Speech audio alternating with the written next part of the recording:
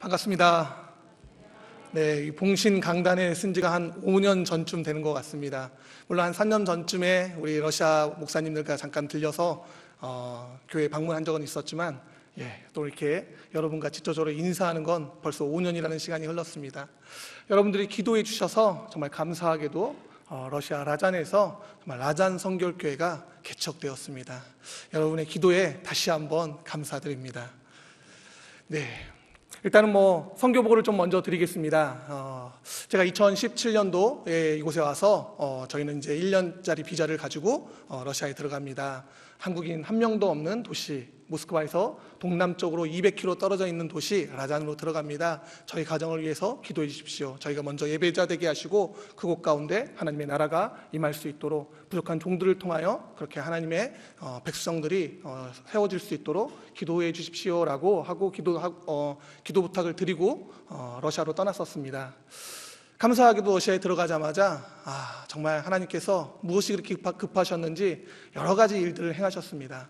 저희 들어가자마자 얼마 되지도 않았는데 5팀의 단기팀들이 들어왔었고요. 그 중에 첫 해에 2팀이 들어왔었습니다. 그래서 2팀이 들어와서 여름에 교회 개척을 위한 기초 다지기 작업들을 아주 열심히 또 성실히 감당했었습니다. 그리고 딱 그 단기팀들이 돌아간 이후에 이민국에서 저희 가정에 연락이 왔습니다. 그래서 제가 이민국에 들어가서 이민국장을 만났는데 이민국장이 저희를 보자마자 딱 이렇게 얘기하더라고요. 띠 나모이. 이게 무슨 얘기냐면 너 집에 가. 제가 지금 왔잖아요. 문 열고 들어왔잖아요. 집에 가라는 거에서 무슨 소리냐. 지금 왔는데 그게 아니라 너네 나라로 돌아가. 무슨 소리냐. 너 비자 끝났어. 돌아가. 그래서 제가 그랬죠. 내 비자는 아직도 6개월 이상이 남았다. 아직 6개월도 채 쓰지 못했다. 비자가 이렇게 남아있는데 돌아가라니. 비자 끝났다는 거예요. 막무가내로 가라는 거예요. 갑자기 마음이 어려워지더라고요. 러시아에도 분명히 법이 존재하는데 분명히 제 여권에는 1년짜리 비자가 떡하니 붙어 있는데 가라고 하니까 막막하더라고요. 그래서 돌아와서 현지인들하고 얘기를 하는데 현지인들이 그러더라고요. 이 도시가 너무 작기 때문에 이민국장 말 듣지 않으면 앞으로 너 여기서 지내는 게 더 힘들어질 수 있어. 일단은 순종하는 게 좋을 것 같아. 이렇게 얘기하더라고요. 너무나 막막했습니다. 근데 별 방법이 없어서 이틀 만에 짐을 다 정리하고 친구네 집에 모든 짐을 맡겼어요. 그리고 저희가 한국으로 돌아왔습니다. 그것도 6개월 만에. 아마 이 사실을 아시는 분들은 없을 거예요. 왜냐하면 너무 마음이 힘들었거든요. 바로 불과 6개월 전에 정말 자신만만하게 저 2002년에 러시아 가서 야쿠츠크에서 교회 개척도 해봤고요. 80명이나 모이고요. 그래서 뒤늦게 신학하고 이렇게 다시 또 교단 선교사로 러시아에 가게 됐습니다. 이렇게 선교 보고했는데 6개월 만에 마치 쫓겨나듯이 나왔으니 제 마음이 얼마나 어렵겠어요. 항상 한국에 들어올 때마다 정말 제 신앙의 기초가 됐던 이 봉신교회, 특별히 김승옥 목사님 늘 찾아뵙고 인사드리는데 그때만큼은 이 교회 오는 것이 너무나 힘들더라고요. 이 교회뿐만 아니라 저희 교단교회 가는 것조차 마음이 너무너무 어려웠습니다. 그래서 집 앞에 있는 저희 교단과는 아무 상관없는 교회에 아침 저녁 나가면서 기도했어요. 하나님, 너무나 답답합니다. 하나님이 허락해 주셔서 정말 한국인 하나 없는, 지인 하나 없는 바로 그 땅 라잔에 들어갔는데 왜 6개월 만에 이렇게 제가 돌아와야 되는 거죠? 기도하는데 기도하면 기도할수록 제가 봉신교회에서 배운 신앙은 기도하면 기도할수록 하나님의 역사하심을 맛보아야 하는데 더 칠흑 같은 어둠이 제 앞에 있더라고요. 하나님께서 우레와 같은 목소리로 걱정하지 말아라, 두려워하지 말아라 내 아들아, 내가 너와 함께한다 이렇게 말씀해 주시면 너무나 감사할 것 같은데 아무것도 보이지 않더라고요. 다시 러시아에 들어갈 수는 있는 걸까? 어떻게 해야 되지? 아무런 소망도 빛도 보이지 않더라고요. 그때쯤 저쪽 블라디보스톡에 있는 한인 선교사님들한테 연락이 오기 시작했습니다. 블라디보스톡에는 한인 선교사 연합회가 아주 잘 되어 있어요. 그쪽에서 전화가 와서 이훈희 선교사, 이 블라디보스톡으로 넘어와. 우리가 당신 여기서 비자 받는 거, 영주권 받는 거 어쨌든 한번 도와줘 볼 테니까 이쪽으로 오는 게 좋을 것 같아. 이쪽으로 한번 와봐. 연락이 오기 시작하더라고요. 또 제가 알고 지내는 러시아 현지 목사들이 연락이 옵니다. 내가 어느 도시에 이민국장을 아는데 개인적으로 내가 그 사람한테 말을 해놓을 테니까 그 도시로 들어간 건 어때? 거기 가면 그 이민국장이 너희 도와줄 수도 있을 것 같아. 그래서 그 사실 그대로 한인 앞에 구했습니다. 한인 블라디보스톡에서 이렇게 연락이 오고요. 또 지인 목사들이 이렇게 얘기하는데 제가 사역지를 옮겨야 될까요? 제가 처음에 하나님의 음성을 잘못 들었나요? 라잔이 하나님이 허락하신 그 도시가 아닌가요? 하나님께서는 아무 말씀이 없는 거예요. 그렇게 한 달 이상이 흘렀습니다. 그리고 현지 동역자가 연락이 옵니다. 이훈희 선교사, 내가 지금 이민국장을 만나고 왔는데 이민국장이 당신 가족들 다시는 비자 안 주려고 그래. 당신 여기서 사역하는 게 쉽지 않을 것 같아. 그럼 어떻게 해야 되는데? 그 비자로는 아마 버티기가 쉽지 않을 것 같아. 비자를 좀 바꾸는 게 나을 것 같아 라고 얘기를 하는데 답답하더라고요. 정말 옮겨야 되나 도시를? 러시아에서 초청장을 새롭게 만드는데 약 40일 이상이 걸립니다. 그래서 일단은 그 동역자에게 알겠어, 그러면 먼저 초청장을 새롭게 한번 만들어봐. 그리고 작전 기도에 돌입했습니다. 그렇게 40일쯤 지날 때 그때쯤 하나님께서 제 마음에 비자를 바꿔야겠다라는 그런 마음을 주시더라고요. 그래서 가족 모두가 1년짜리 비자를 가감하게 버리고 다시 3개월짜리 비자를 얻고 11월에 러시아로 다시 입성을 했습니다. 그리고 무식의 용기라고 들어가자마자 영주권 신청을 했습니다. 러시아 11월이면 벌써 영하 20도가 넘고 30도 가까이 되는 아주 추운 겨울입니다. 한국처럼 뭐 실내에서 이렇게 줄을 서고 이런 것이 아니라 그냥 길거리에서 줄을 서 있어야 됩니다. 아침 6시에 제일 먼저 나가서 줄을 섰습니다. 그리고 은행에서 이렇게 번호표를 나눠주듯이 경찰이 나와서 번호표를 나눠주기 시작하는데 제가 제일 먼저 서 있으니까 이 경찰이 번호표를 곧바로 주는 것이 아니라 한참 있다가 자, 이쪽으로 줄을 다시 서 이렇게 얘기하더라고요. 그래서 잽싸게 제일 먼저 뛰어가서 섰습니다. 그랬더니 또 한 20분 있다가 저쪽으로 가서 줄 다시 서 그러는 거예요. 저도 오기가 있잖아요. 악바리처럼 뛰어가서 앞줄에 섰습니다. 그렇게 4-5차례를 이쪽 저쪽으로 똥개 훈련을 시키더라고요. 그러다가 제가 한참 뒤로 밀려나니까 그때서야 번호표를 나눠주기 시작하더라고요. 제가 다 이렇게 앞에서 이렇게 눈치껏 보는데 오늘 제가 이 번호표를 받기는 너무나 불가능해 보이더라고요. 그래서 그 줄에서 이탈해서 다른 경찰을 찾아갔어요. 그리고 따지기 시작했습니다. 너 아침에 보지 않았냐? 내가 제일 먼저 와서 줄 서 있는 거. 내가 지금 이것 때문에 한국을 지금 몇 번이나 왔다 갔다 한지 모르겠다. 애들이 있는데 이 어린 애들이 너무나 힘들어한다. 요건을 달래는 거예요. 요건을 보니까 제가 출입국한 사실들이 있잖아요. 그리고 아이들도 어리고 거짓말한 건 아니니까 종이에다가 9시 15분 해서 본인 사인을 해가지고 종이를 한 장 주더라고요. 네, 감사하게도 그래서 그 티켓을 받고 9시 15분에 이민국장을 만날 수 있는 기회를 얻었습니다. 네, 이민국장실을 문을 열고 딱 들어가는데 이민국장이 저희 가족 5명의 여권을 들고 있더라고요. 그래서 제 얼굴을 보자마자 여권을 앞으로 퍽 던지더라고요. 너 아직 직장 없잖아. 직장 생기면 그때 다시 와. 제가 순간 하나님이 주시는 지혜 가운데 같이 갔던 그 동영 목사님을 이렇게 불렀습니다. 사장님! 사장님! 나 사장님하고 같이 왔다. 네, 그래서 그 동영 목사가 들어와서 또 그 동영 목사가 직업이 또 변호사이기도 했어요. 그래서 또 이제 상황들을 다 설명을 했어요. 내가 이 사람을 초청했고 나랑 함께 일할 거다.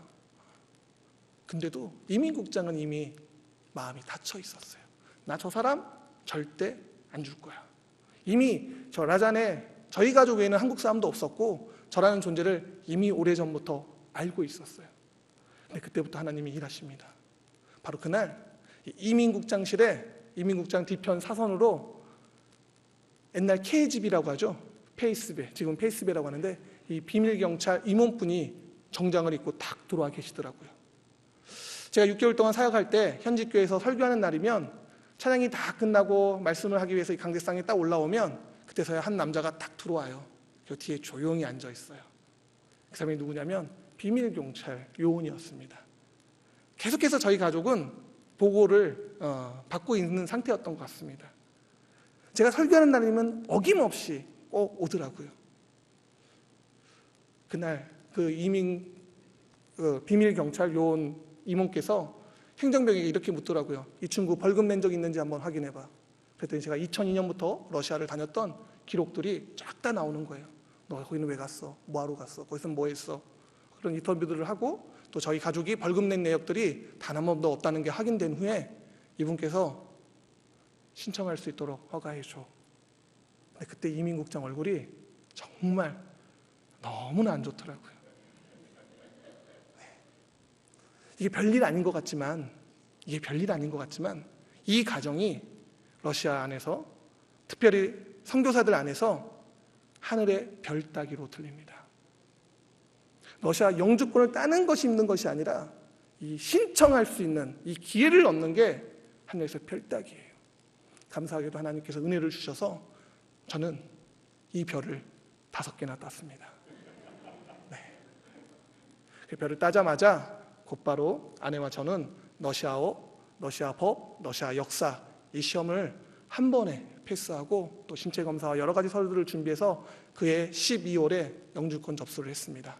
아직 영주권을 받은 건 아니에요. 접수만 했어요.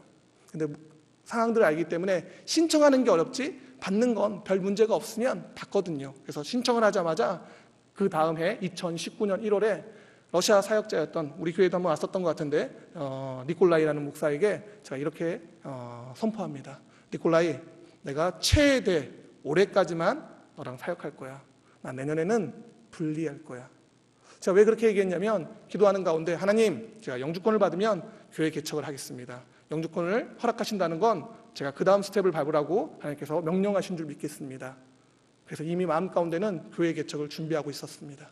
그리고 2019년 그렇게 사역을 하다가 여름에 잠깐 러시아 목회자들과 청년들을 데리고 한국에 방문했다가 다시 러시아로 복귀해서 네 도시에서 부흥회를 치르고 그리고 10월에 저희 가정이 분리합니다. 분리해서 교회 개척을 위한 준비 작업에 들어가는데 참 개척 멤버를 모으는 게 너무나 힘들더라고요. 그때 당시에는 정말 허름한 친구 집에서 얹혀 살았었는데 집도 허름한 데다가 또 한국인 5명이서 예배를 드리고 있으니까 처음에는 한국인이라는 이유 때문에 너무 반갑게 저희 초청에 응했다가 저희 가정에 오면 음식 먹고 교제하는 건 참 좋아요. 근데 그리고 나서 우리 잠깐 예배 좀 드리자 하고 찬양하고 기도하고 또 말씀을 이렇게 딱 전하면 이 친구들이 마음이 활짝 열려야 되는데 반대로 마음이 꽉 닫히면서 얘네 뭐지? 왜 외국인들이 여기 와서 이런 걸 하지? 이단인가? 이렇게 반응을 하더라고요. 그래서 재초청을 하면 다시 돌아오질 않는 거예요. 정착이 돼서 개척 멤버가 되어줘야 되는데 이게 너무 힘들더라고요. 그래서 고민하다가 전에 사역했던 그 교회의 목사님께 요청을 드렸습니다. 그 가정에 자녀들이 참 많은데 둘째 딸이 또 은혜가 충만해가지고 이렇게 예배를 드리다 보면 이렇게 하나님께서 입신을 시키더라고요. 이렇게 꼬박꼬박 이렇게 입신을 해가지고 그 자매를 좀 1년간 빌려달라고 해서 저희 라잔 선결교회 개척 멤버로 세웠습니다. 그리고 처음 러시아 교단 선교사로 나갔을 때 만났던 저희 제자 미셸이라는 형제를 모스크바에서 의사 생활을 하고 있는 친구인데 그 친구를 저희 라잔으로 불러들여서 그 두 친구와 함께 2020년 2월 라잔 선결교회가 탄생하게 됩니다. 그렇게 현지인들이 그래도 있으니까 현지 친구들이 왔을 때 조금은 이상한데 그래도 이 친구들도 예배 드리네? 좀 이상하긴 하지만 또 크게 또 괜찮은 것 같기도 하고 그러면서 이제 한 친구들이 붙기 시작하더라고요. 많이 부족하고 열악했지만 그럼에도 불구하고 하나님께서 사람들을 모아주시기 시작하는데 정말 너무나 감사하더라고요. 근데 사람이 모아지면 모아질수록 마음이 어렵더라고요. 그 다음은 어떻게 해야 될지에 대한 숙제가 남더라고요. 그럴 때쯤 하나님께서 그 마음을 아셨는지 저에게 아주 귀한 선물 하나 주십니다. 그게 2020년 4월쯤, 3월 말 4월 초쯤 됩니다. 여러분도 그 선물 받으셨는데 그 선물이 뭔지 아십니까? 네? 장로님 뭐라고요? 네, 맞아요. 그거예요. 그거. 코로나.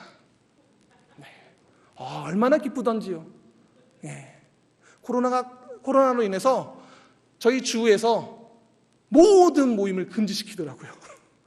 교회가 예배를 드릴 수 없는 거예요. 그 예배를 드릴 수 없는 것이 기쁜 게 아니라 그 시간에 제가 준비할 수 있는, 더 구체적으로 준비할 수 있는 시간을 얻게 되었습니다. 그렇게 하나님 안에서 이 라잔성결교회를 어떻게 이끌어가야 될지 준비하는 가운데 딱 2달 만에 주에서 교회는 모일 수 없는데 가정의 친인척들, 친구, 지인들을 모이는 모임들은 허락을 해주더라고요. 그래서 저희 라잔성결교회가 2달 만에 다시 모임을 재개합니다. 2달 동안 많은 영혼들이 예배를 드리지 못하다 보니까 갈급함이 있잖아요. 믿는 사람들은 기도 안 하면 정말 숨 안 쉰 거하고 똑같잖아요. 고기를 맛있게 먹었는데 소화가 안 되는 거하고 똑같잖아요. 라잔에 있는 믿는 성도들이 그런 마음들을 느껴서 저희 라잔성결교회를 방문하기 시작합니다. 또 특별히 한인 선교사가 예배드리는 이 라잔성결교회가 소문이 정말 찬양도 뜨겁게 하고 기도도 뜨겁게 한다라는 소문들이 좀 잘 났었어요. 그랬더니 많은 영혼들이, 또 오랫동안 교회 나가지 않은 영혼들이 저희 라잔성결교회를 방문하기 시작하는데, 코로나 기간 동안 저희 교회를 지나갔던 사람들, 정착하지 않고 지나갔던 사람들이 몇 명이나 되나 하셔봤더니 100여 명이 넘더라고요. 네. 그렇게 하나님께서 기름 부어주셔서 정말 뜨겁게 기도하며 하나님을 예배하는 가운데 한 8월쯤 되니까 저희 가정 안에가 제 느낌이 꽉 찬 느낌이 들더라고요. 러시아도 여름에는 무덥습니다. 그래도 감사하게도 저희 집에는 에어컨이 없어요. 네, 자연풍으로. 그래서 창문을 활짝 열어놓고 항상 찬양하고 기도하는데, 사람들이 많이 모이기 시작하니까 이 목소리 데시벨이 높잖아요. 저 하나만 말해도 목소리 데시벨이 엄청 높을 텐데 우리 함께 찬양하고 기도하니까 이 목소리 데시벨이 너무 높아서 이웃에 피해가 가기 시작했나 봐요. 이 집안에 많은 사람들이 모여있다 보니까 성도들 중에 밖에 나가 있던 성도들이 있었어요. 그래서 저한테 급하게 문자가 오더라고요. 목사님, 지금 멧돼지같이 생긴 사람이 지금 어디서 이렇게 시끄럽게 하는지 경찰대 신고하고 찾아다닌다는 거예요. 네. 그래서 우리 성도들을 조금 진정시키고 예배를 마무리했습니다. 그리고 그날 상황들을 놓고 하나님 앞에 기도하는데 제 마음 가운데 이제 또 다른 예배 처소를 준비해야 되겠다라는 마음을 주시더라고요. 그러는 가운데 저희 성도가 이런 얘기를 하는 거예요. 목사님, 저 외곽에 나가면 아주 싼 땅들이 있습니다. 거기에 컨테이너 박스 한 2개 놓고 예배 드리면 어떨까요? 라고 얘기를 하는 거예요. 생각해보니까 그것도 나쁘지 않겠더라고요. 그래서 외곽에 나가서 땅을 봤습니다. 너무 좋더라고요. 러시아 땅이 아주 넓잖아요. 전 세계에서 가장 큰 땅을 갖고 있는 나라가 바로 러시아인데, 이 푸른 초장에 뒤에 나무들이 서 있는데 하나님의 은혜가 막 생수같이 밀려오더라고요. 네. 근데 가스가 없고 전기가 없고 수도가 없어요. 거기까지 괜찮아요. 대중교통이 안 다니는 거예요. 자가가 없으면 올 수가 없는 거더라고요. 저희가 이렇게 봉신교회처럼 그래도 역사가 있고 40주년을 이렇게 지나고 이러면 다 그곳에 서 예배를 드렸을지 모르겠습니다. 근데 이제 6개월 갓 지난 교회가 그곳에 예배 처소를 마련한다는 게 좀 맞지 않는 것 같더라고요. 그래서 그러면 우리 한번 시내에 한번 땅을 보자. 그래서 시내를 보는데 공교롭게도 제일 처음 본 땅이 너무 비싼 땅이었어요. 그때 당시 환율로 약 8천만 원 하는 땅이었는데, 너무 좋은데 땅은 가격이 너무 비싸더라고요. 지금 당장 8천만 원이 없고 80만 원도 지금 궁한 상태인데 이 땅을 제가 어떻게 사요? 믿음 없음을 제가 봤습니다. 그래서 우리 성도들에게 이거보다 좀 더 싼 땅을 한번 좀 보자. 그래서 그 다음에 싼 땅, 더 싼 땅, 더 싼 땅, 더 싼 땅, 여러 땅들을 보러 다녔습니다. 근데 보면 볼수록 제일 처음에 본 땅이 계속 마음에 남는 거예요. 너무 처음부터 너무 좋은 걸 봤어요. 그래서 제가 저희 성도들한테 한번 물어봤습니다. 너희들은 지금까지 이렇게 많은 땅들을 봤는데 어떤 땅이 제일 마음에 들디? 좀 센스가 있는 친구들은 저한테 딱 그러는 거예요. 우리 목사님이 재정 때문에 좀 어려워하는 것 같아. 목사님, 이번에 최근에 봤던 그 땅도 뭐 가격 대비 괜찮은 것 같아요. 이렇게 얘기를 하는 거예요. 저에게 위로를 하더라고요. 네. 근데 반면에 정말 아무것도 없는 성도, 오직 믿음으로만 살아가는 성도들은 저에게 딱 이렇게 얘기하더라고요. 목사님 그거 몰라서 물어요? 맨 처음에 본 땅이 제일 좋잖아요. 네, 저도 동일했습니다. 그래서 하나님 앞에 기도하며, 하나님 이 땅 허락해 주시면 제가 이 땅 구매하겠습니다. 그리고 이제 다시 부동산 사이트를 딱 열어서 보는데, 그 처음에 봤던 그 땅이 그 당시 한 8천만 원 정도 했는데 이게 몇 달 사이에 1억 2천으로 올라와 있는 거예요. 아니 지금 8천만 원도 없어서 지금 마음고생을 했는데, 그래서 곧바로 주인에게 전화를 했습니다. 너 나 기억하니? 그때 기억을 하더라고요. 내가 지금 이 땅 살려고 지금 돈을 모으고 있는 중인데 이렇게 1.5배나 돈을 올려버리면 나 이 땅을 어떻게 사냐? 그랬더니 그 주인이 물어보는 거예요. 너 그러면 이 땅 언제까지 살 거네요? 그래서 최대한 시간을 좀 끌어보려고, 이거 살 건데 한국에서 돈이 오는데 시간이 좀 걸려, 여러 가지 핑계를 대면서 이유를 댔어요. 그때 주인이 딱 잘라서 얘기하더라고요. 그때가 4월 중순 정도 됐는데, 네가 5월 말까지 이 땅 사면 그 가격에 주겠다고. 제가 그 돈을 모았을까요? 못 모았을까요? 모았을 것 같으세요? 역시 봉신교회, 역시 믿음의 봉신교회. 네. 돈은 모으지 못했어요. 근데 샀어요. 현지에서 돈을 조달을 해가지고 일단은 구매를 했습니다. 그리고 작년에 완불했습니다. 완불했습니다. 8천만 원보다 더 넘치도록 하나님께서 부어주셨어요. 부어주신 것도 감사한데, 그 땅이 지금 현재 저희가 사자마자 한 2개월 만에 실제로 구매하고자 하는 구매자들이 나타났는데, 이 땅이 최소 현재 4배에서 5배가 올라와 있습니다. 라잔에 건설 회사 2군데가 아주 큰 회사가 있는데, 그 중에 한 회사가 저희 땅을 너무나 사고 싶어 해요. 막 저한테 오퍼를 계속 넣는데, 저희도 고민했습니다. 우리가 재정이 없으니까 그럼 이 땅을 정리하고 거기서 남는 수익으로 건물도 지어야겠다, 이 생각을 하는데, 하나님께서 제게 물어보시는 거예요. 훈이야, 너 이 땅 왜 샀니? 당당하게 얘기했죠. 네 하나님 전 지으려고 이 땅 샀지요. 그러니까 너 이 땅 왜 샀어? 예? 여기가 시내 중심부고 대중교통들도 다 여기를 지나가고, 근데 여기다 교회 건축하면 많은 사람들이 오기 편하고 위치가 너무나 좋아서 이 땅을 샀죠. 그래, 그러니까 이 땅 왜 샀냐고 계속 하나님이 제게 물어보시더라고요. 처음에는 그 질문의 본질이 뭔지 몰랐습니다. 근데 기도하는데 그때서야 제가 깨달았습니다. 네, 하나님과 약속한 대로 이곳에 교회를 짓겠습니다. 저희가 작년에 새벽 기도회를 시작했습니다. 월요일부터 금요일까지 6시에 저희 가정에서 모여서 새벽 예배를 시작했어요. 근데 교회 건축을 앞에 두고 있다 보니까 재정보다도 정말 기도의 분량이 좀 채워져야겠다는 마음들이 들어서 저희 아내하고도 상의 없이 금년에 밤기도회를 선포했어요.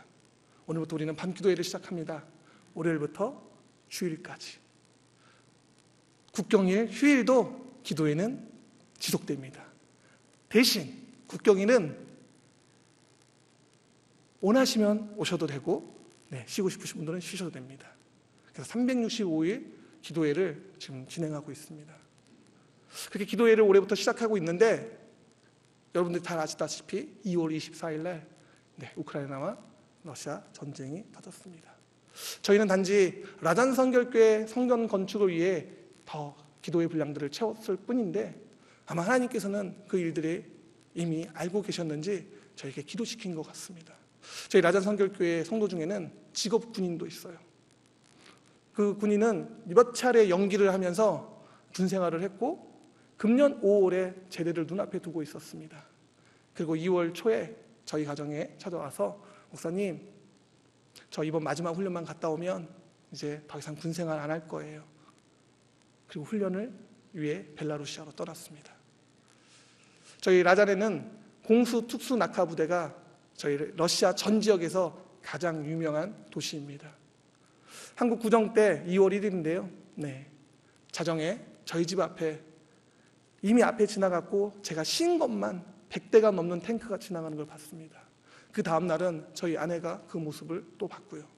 저희 그 작은 도시에 그렇게 많은 탱크가 있는지 몰랐습니다. 이미 그 친구는 키예프에 들어갔다가 감사하게도 3월 10일 날 무사히 살아서 벨라루시에 다시 돌아왔다는 보고를 받았었습니다. 그리고 다시 돈바스 지역으로 갔는데 아직까지 연락이 되고 있지 않습니다. 또 저희 라잔 선결교회는 우크라이나에 친자식들이 있는 가정들이 아주 많습니다. 우리 남한과 북한 관계 같은 게 이 우크라이나와 러시아와 같은 관계입니다. 전쟁이 터지기 전까지만 해도 국경으로 많은 사람들이 이동을 했었습니다. 저희 가정도 우크라이나를 몇 차례 방문해 보기도 했었고요. 저희가 기도회를 하지만 러시아의 어떤 정치적인 상황으로 인해서 구체적으로 상황들을 알려주지 못해요. 그리고 러시아 국민들도 언론들을 통해서 제대로 된 정보들을 얻고 있지는 못합니다. 사실 여러분들에게도 기도 편지를 막 보내고 싶지만 인터넷 검열로 인해서 저희가 모든 상황들을 알려드리기가 참 어렵습니다. 기도해 주십시오. 어떤 분들은 이렇게 어려운 상황에 지금 교회를 건축하는 게 맞겠어? 라고 얘기도 하십니다. 여러분, 저 북한 땅에 하나님 나라가 임한다는 것이 필요 없는 것이겠습니까? 김정은이 그렇게 막무가내로 한다고 해서 저 북한에 있는 주민들조차도 하나님을 경험하지 못하고 하나님을 모르고 인생을 마감한다고 하면 여러분 괜찮으시겠습니까? 러시아의 한 리더로 인해서 정말 많은 어려움들이 있지만 러시아가 됐든 우크라이나가 됐든 그래도 여전히 하나님이 만드신 하나님의 백성들입니다. 저도 너무 가슴이 아픕니다. 하지만 바로 이때에, 특별히 이 마지막 때에 저 러시아에 있는 그 영혼들도 비록 세상이 어떻게 돌아가는지는 모르지만 이 세상 가운데서 하나님을 경험하고 하나님을 만나야 되지 않겠습니까? 너무 미워하지 말아 주십시오. 제가 지금 안신년차 한국에 와 있는데 마음이 많이 어려워요. 차라리 제가 우크라이나 선교사라면 여기저기 다니면서 위로와 격려를 받았을지도 모르겠어요. 제가 러시아 선교사라는 이유 하나로 정말 죄인 같고 제 안에도 죄책감이 있습니다. 그래서 더더욱 기도가 필요합니다. 정말 기도에 용사하신 우리 봉신교회 성도님들께서 저 러시아와 또 우크라이나를 위해서 기도해 주시면 좋겠어요. 하나님의 긍휼이 우크라이나뿐만 아니라 저 형제국가 러시아에게도 임해서 정말 죄인에게는 그 죄가 어떤 죄인지 깨달을 수 있는 은혜가 임하게 하시고 또 위로와 격려가 필요한 곳에는 하나님의 위로와 격려가 임할 수 있도록 기도해 주십시오. 저희가 국경에서 약 700km 정도 떨어져 있는데 저희 라잔에도 피난민들이 들어와 있습니다.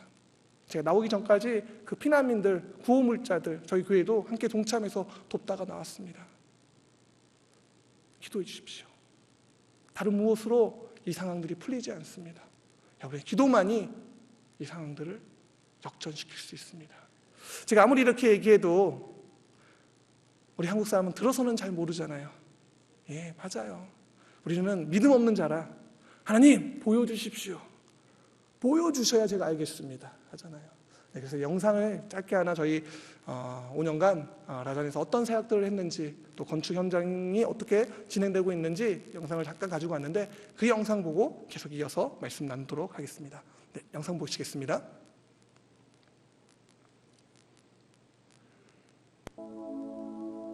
우리 오늘 눈물로 한 알의 씨앗을 심는다. 꿈꿀 수 없어 무너진 가슴에 저들의 푸른 꿈 다시 돋아나도록 우리 함께 땀 흘려 소망의 길을 만든다. 내일로 가는 길을 찾지 못했던 저들 노래하며 달려갈 그 길. 그날에 우리 보리라. 새벽 이슬 같은 저들 일어나 뜨거운 가슴 사랑의 손으로 이 땅 치유하며 행진할 때 오래 황폐하였던 이 땅 어디서나 순결한 꽃들 피어나고 푸른 의의 나무가 가득한 세상 우리 함께 보리라. 우리 보리라. 새벽 이슬 같은 저들 일어나 뜨거운 가슴 사랑의 손으로 이 땅 치유하며 행진할 때 오래 황폐하였던 이 땅 어디서나 순결한 꽃들 피어나고 푸른 의의 나무가 가득한 세상 우리 함께 보리라. 오래 황폐하였던 이 땅 어디서나 순결한 꽃들 피어나고 푸른 의의 나무가 가득한 세상 우리 함께 보리라. 황폐하였던 이 땅 어디서나 순결한 꽃들 피어나고 푸른 의의 나무가 가득한 세상 우리 함께 보리라. 네, 하나님께서 하셨고 지금도 하나님이 하고 계십니다. 네, 저희 라잔 선교교회는 교회가 탄생할 때부터 주일 학교가 있었던 교회입니다. 네, 하나님께서 이 러시아 가운데 하실 일들을 저는 기대하고 있습니다. 비록 지금은 막막하고 보이지 않는 것 같을지 모르지만 저는 2002년 러시아에 대한 비전을 갖고 하나님이 새롭게 하실 일들을 기도하며 또 그것을 기대하며 오늘도 여전히 러시아 땅 가운데서 사역을 진행하고 있습니다. 사실 2년밖에 개척한 지 2년밖에 되지 않는 교회를 놓고 또 이 전쟁 상황 가운데 또 건축을 하고 있는 상황 가운데서 한국에 온다는 것이 정말 마음속에 부담이 많았습니다. 그래서 선교국에 제가 안식년을 1년 정도 연기하면 안 되겠냐고 요청도 드렸었습니다. 근데 거절하시더라고요. 들어오라고 하시더라고요. 저는 그것이 하나님의 명령이라고 여기고 순종했습니다. 보통 한 7, 80만 원이면 9시간이면 한국에 올 수 있거든요. 오고 가고 하는 비행기를 탈 수 있는데 지금은 1인당 200만 원이 넘는 비행기 티켓을 끊어서 직항도 아니고 다른 나라를 경유해서 저희 가족 같은 경우도 우즈베키스탄을 경유해서 30시간 걸려서 한국에 왔습니다. 제 마음은 이 비행기 값으로 차라리 건축을 하면 더 나을 텐데 왜 이렇게 해야 되지라는 합리적인 생각도 했었습니다. 근데 하나님이 하시는 일은 우리가 생각하는 것과는 조금 다른 것 같습니다. 제가 여기 이렇게 나와서 지금 약 2달 정도 한국에 온 지 되었는데요. 이제 앞으로 1달 정도 더 있다가 훈련이 끝나면 다시 9월 5일 날 저희 가정은 다시 출국합니다. 이렇게 2달 정도 지금 한국에 있으면서 저희 라잔 교회의 보고들을 계속 받고 있는데 하나님이 나오게 하신 이유가 분명히 있더라고요. 제가 저희 라잔 성결교회를 떠나온 것이 지금 처음입니다. 제가 없는 주일 예배를, 모든 예배를 드리고 있는 것이 저희 라잔 성결교회가 지금 처음입니다. 근데도 감사하게 하나님께서 계속 부흥을 이어가십니다. 숫자적인 부흥뿐만 아니라 저희 성도들의 마음에 부흥이 일어나기 시작하면서 헌금 재정도 늘어나기 시작하더라고요. 그동안 2년간 저희가 있을 동안은 여러분이 보내주시는 기도와 헌금으로 인해서 그들을 돕고 섬겼는데, 저희가 없으니까 이 친구들이 자립해야 된다는 마음이 생겼는지 정말 넘치도록 그들의 삶의 수준보다 넘치도록 헌금하고 있더라고요. 너무나 감사하더라고요. 내가 한 것이 있는 것이 아니라 여전히 지금까지 하나님이 하셨고 오늘도 하나님이 하고 계시는구나. 이 봉신교회도, 이 교회, 이 주의 몸된 교회, 이 봉신교회도 하나님이 주인 아니시겠습니까? 우리는 마치 우리 앞에 있는 홍해가 정말 하나님으로 말미암아 쫙 갈려지기를 원하지만, 우리 하나님이 역사하시는 방법은 조금은 다른 것 같습니다. 물론 우리 하나님 이 홍해를 쫙 가를 수도 있지만, 어쩌면 우리 하나님은 우리 귀한 봉신교회 성도들에게 이것보다도, 지금까지 맛보았던 이 홍해가 열리는 것보다도 다른 어떤 것들을 여러분에게 경험시키고자 하는 것 같습니다. 그것이 무엇이냐면, 너는 나를 좀 바라봐. 그래, 내가 너의 기도를 들었으니 너는 이제 나를 좀 바라봐. 네가 내게 시선 놓고 내 앞으로 나올 때 베드로가 마치 홍해는 갈라지지 않았지만 갈릴리 바닷가를 걸어갔던 것처럼, 믿음으로 요단강에 첫 발을 내디딜 때 그 요단강이 열렸던 것처럼 넌 나를 바라보고 나오길 원하시는 것 같습니다. 이 어려운 시기에 우리 봉신교회 성도님들에게도 그런 은혜가 좀 임했으면 좋겠습니다. 하나님, 다른 무엇보다도 내가 주님께 시선 놓고 나아가고 싶습니다. 오늘 우리가 읽었던 이 본문 말씀, 우리가 어떻게 그리스도의 제자가 되어가는지, 대한민국에도 수많은 그리스도인들이 있습니다. 그 수많은 그리스도인들 가운데 하나님 여러분에게 말씀하시는 것 같아요. 예수님께서 저 예루살렘에 입성하시면서 돌이켜 그 많은 무리에게 얘기했던 것처럼 오늘 여러분에게 말씀하시는 것 같습니다. 26절은 이렇게 얘기하고 있습니다. 너희가 내 제자가 되려면 부모와 처자와 형제와 자매와 심지어 자기 자신까지 미워하라. 무슨 신천지도 아니고 어떻게 부모를 미워하고 처자식을 미워하고 형제 자매를 미워하겠습니까? 오늘 이 말씀은 그런 말씀이 아니잖아요. 부모보다도 처자식보다도 형제 자매보다도 너희 하나님을 더 사랑하라는 말씀 아니겠습니까? 신명기 6장 5절에 나온 말씀처럼 너희는 마음을 다하고 뜻을 다하고 힘을 다하여 내 하나님 여호와를 사랑하라. 우리 봉신교회 가운데 이 은혜가 더욱더 충만했으면 좋겠습니다. 다른 그 무엇보다 하나님을 사랑하는 진정한 그리스도의 제자, 주의 몸된 교회를 사랑하는 주의 제자, 주님이 원하신다면 기꺼이 주의 일들을 감당하며 나아가는 그런 주의 제자, 바로 그 은혜가 우리 봉신교회 가운데도, 저 러시아 라잔 가운데도 동일하게 임했으면 좋겠습니다. 다음 절엔 또 이렇게 얘기하고 있습니다. 너희가 내 제자가 되려면 자기 십자가를 지고 나오라고. 여러분, 십자가가 뭐예요? 여러분, 십자가 좋습니까? 그 당시 십자가는 다 모든 사람들이 회피했던 거예요. 죄인 중에 죄인, 아주 흉악범이 처형받던 처형의 장소란 말이에요. 근데 왜 우리는 이 십자가 다르게 느껴지죠?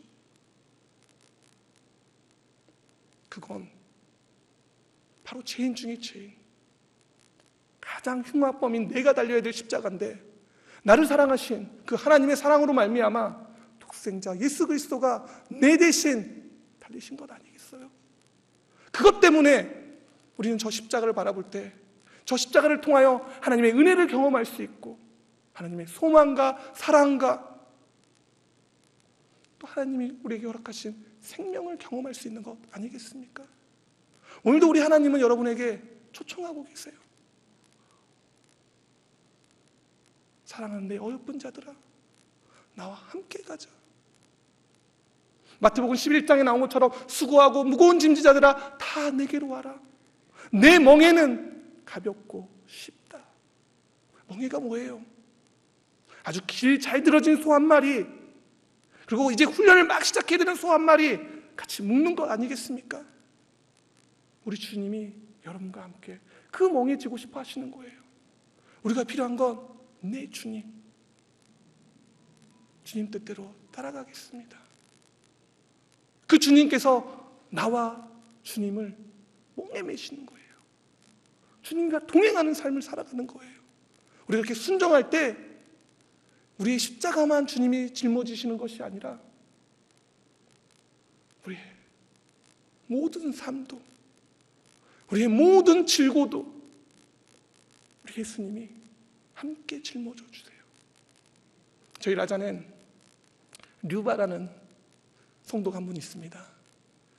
그 가정엔 아이들이 5이나 돼요. 공교롭게도 그 자매가 작년에 암 때문에 수술을 받았어요. 그래서 회복이 된 줄 알았는데 또 그 암이 전이가 됐는지 또 발견됐습니다. 정말 가슴이 아프더라고요. 상황만 보면 정말 너무 안타깝고, 유바 좀 쉬어, 이렇게 얘기하고 싶어요. 근데 그 자매는 아침이든 저녁이든 주님 앞에 기도하러 나오더라고요. 굳이 나오지 않아도 되는 그 국경일도 나와서 기도해요.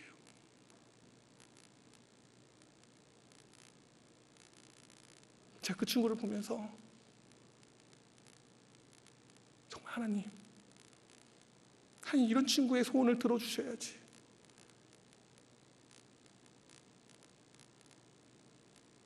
왜 이 친구의 삶은 이렇게 기도하는데 점점 어렵게 힘들게 돼가나요?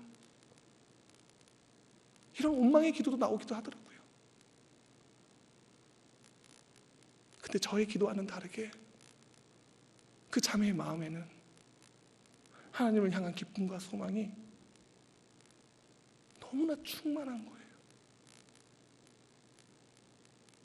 우리는 자꾸 우리의 상황과 우리의 감정과 우리의 기준대로 모든 것들을 보고 바라보는데, 우리가 하나님 앞에 자신의 십자가를 지고 하나님 더 사랑하기로 결단하고 나아갈 때 하나님이 주시는 은혜가 우리의 감정과 우리의 기준과 우리의 철학과 우리의 신념들을 너끈히 이기더라고요. 그것이 그리스도의 제자예요. 우리 봉신교회에 그런 은혜가 있었으면 좋겠습니다. 내가 잘되고 잘되지 않고의 문제가 아니라 나의 모든 것 대신, 나의 구원자 되신 그 하나님 때문에 더 뜨겁게 기도하고 더 열정적으로 예배하고 더 교회를 사랑하고 나의 무엇과는 상관없이 그렇게 그리스도의 제자의 본분으로서 살아갈 수 있는 그런 그리스도의 제자가 우리 봉신교회 성도들 다 되기를 주의 이름으로 축원합니다. 마지막 33절에는 이렇게 얘기하고 있습니다. 너희가 내 제자가 되기 위해선 자기의 가진 모든 것을 버려라. 자신의 가진 모든 것을 버리라고 하십니다. 버릴 수 있으세요? 여러분, 부자 청년이 왜 천국에 못 갔죠? 네, 너무 많이 가졌어요. 자신의 것을 너무 많이 가졌어요. 그래서 천국에 못 갔어요.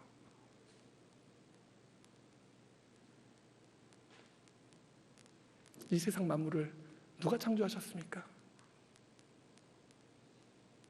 저는 아닙니다. 여러분이 창조하셨나요? 우리가 너무나 잘 알고 있어요. 하나님이 창조하셨잖아요. 창조하신 것뿐만 아니라 복에 복을 더하셔서 생육하고 번성하라, 그리고 이것을 값없이 우리에게 거저주셨잖아요. 아담, 이거 너 가져. 아담이 아주 신났어요. 그래서 등기부등본을 막 씁니다. 이건 코끼리, 이건 사자, 이건 호랑이, 이거는 아기 상어.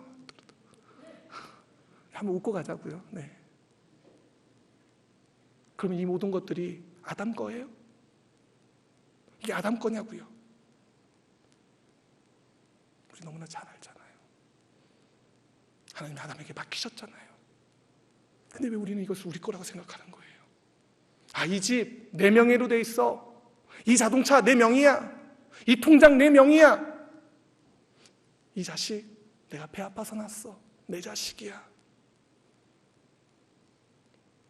이 건강 내 거야. 매일 반복되는 24시간 365일 이 시간 내 시간이야.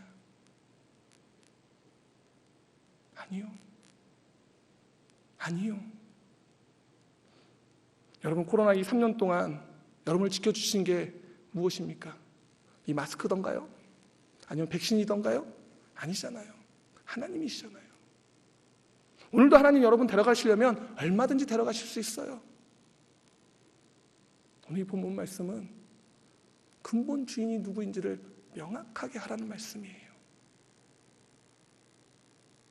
나의 주인이 누구인지. 아까 영상에서도 나왔었지만 저희 개척 멤버 중에 아프리카에서 온 의사 미셸이라는 형제가 있습니다. 이 형제가 2015년에 저를 처음 만났는데 하나님이 주시는 은혜를 막 경험하면서도 이 소유에 대해서 잘 모르더라고요. 그래서 가르친다고 해서 알 수 있는 것도 아니에요. 이 친구가 모스크바에서도 의사 일을 하다가 저희 라산으로 왔는데 병원도 구했습니다. 일할 병원도. 근데 문제는 피자 때문에 일을 못하는 거예요. 그래서 결국에는 피자집에서 일을 했어요. 저희 집에 6개월 이상을 같이 살았습니다. 저한테 옛날에는 그런 얘기도 했었어요. 헌금하는데 왜 거기다 헌금 목록에다 이름 써야 돼? 나 이거 너무 불쾌해.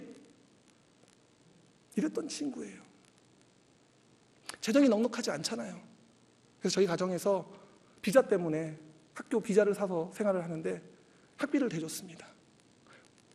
그냥 섬기는 마음으로 했었던 거예요.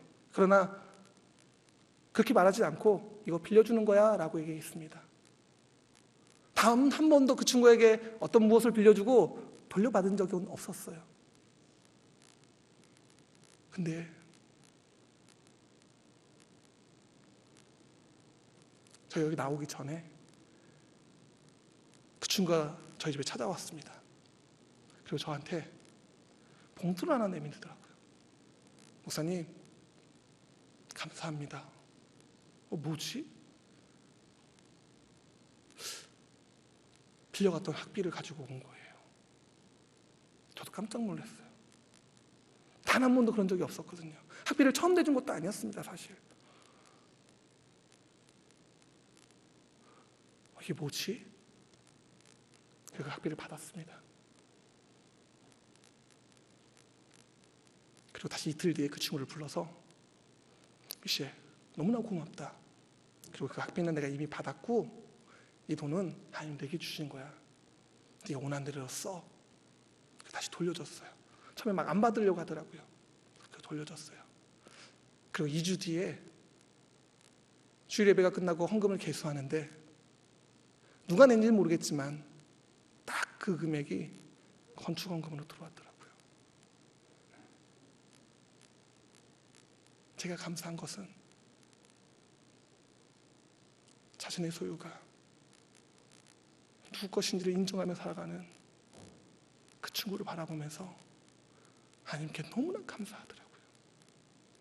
우리가 때때로 모든 것이 내 것인 양 살아가는데 저 선교지에서도 특히 저 아프리카에서 온 저 가난한 영혼 가운데서도 항상 채워지지 않아서 더 많은 것들을 받기 원하는 그 마음 가운데서도 하나님이 일하심으로 말미암아 그 소유를 인정하고 하나님께 돌이킬 줄 아는 그 마음을 발견하니 제가 너무 감사하더라고요. 저희 라잔 선교교회가 앞으로도 그렇게 그리스도의 제자로서 온전히 아름답게 성장하기 원합니다. 그것뿐만 아니라 정말 신앙의 선배 되시는 우리 봉신교회도 이 한국교회도 여기 모이신 성도님들 가운데도 그렇게 날마다 더욱더 진실한 그리스도의 제자 되기 원하며 그렇게 근본 하나님, 나의 모든 것 되시는 그 하나님 앞에 자신의 마음과 삶을 온전히 내어드리며 나갈 수 있는 그런 귀한 은혜가 충만하기를 축복합니다. 우리 이 시간 우리 함께 찬송 하나 했으면 좋겠습니다. 찬송가 94장입니다. 주 예수보다 더 귀한 것은 없네. 이 세상 명예와 바꿀 수 없네. 이전에 즐기던 세상 일도 주님 사랑하는 내 맘 결코 뺏지 못해. 주 예수보다 더 귀한 것은 없네. 이 세상 행복과 바꿀 수 없네. 유혹과 핍박이 몰려와도 주 섬기는 내 맘 결코 변하지 않아. 이제 우리가 함께 좀 기도했으면 좋겠습니다. 하나님, 저의 모든 것 되신 그 하나님, 나를 이 땅에 부르시고 이 봉신교회에 부르신 그 하나님, 내가 수많은 무리가 아니라 그리스도의 온전한 제자 되기 원합니다. 하나님, 분명 주님께서 이 교회에 부르신 이유들이 있을 터인데 내 남은 여생이 그렇게 주인과 동행하며 나의 소명, 사명 온전히 감당하며 나갈 수 있도록 주님 나를 붙들어 주십시오. 그 무엇보다도 하나님을 더 뜨겁게 사랑하는 그런 예배자 될 수 있도록 주님 나를 주장하여 주시옵소서. 코로나 때 지금까지 지켜주신 그 하나님 때문에 더욱더 나의 삶이, 나의 가정이, 나의 교회가, 나의 직장이 우리 주 예수 그리스도로 말미암아 부흥하는 역사가 있을 수 있도록 주님 이끌어 주십시오. 우리 교회가 나로 인해 복받는 교회 될 수 있도록 주님 나를 통해 일하여 주십시오. 우리 이 시간 주여 한번 해주시고 함께 기도하며 나갔으면 좋겠습니다. 함께 기도하시겠습니다. 사랑 많으신 하나님 아버지, 주님 감사합니다. 그렇습니다. 주님, 우리가 그리스도인으로 살아갔을 뿐만 아니라 우리가 정말 그리스도의 제자임을 고백합니다. 연약하고 부족한 우리지만 주님, 우리 주님은 위대하시고 강하시고 전지전능하시오니 우리의 삶 가운데 하나님 역사하여 주시옵소서. 우리가 나를 바라보는 것이 아니라 나와 함께 하시는 그 주님을 바라보며 그 주님과 동행하며 함께 가기 원합니다. 주님, 우리를 통하여 하나님의 놀라운 일들이 다시 한번 일어날 수 있도록 주님 역사하여 주시옵소서. 우리를 통하여 이 봉신교회가 복받게 하시고 이 구로구가 복받게 하시며 대한민국과 나아가 저 러시아와 열방이 복받을 수 있도록 주님 우리를 통하여 일하여 주시옵소서. 주께서 늘 우리와 함께 하심에 감사드리며 우리를 제자로 부르신 우리 주 예수 그리스도 이름으로 기도드립니다. 아멘.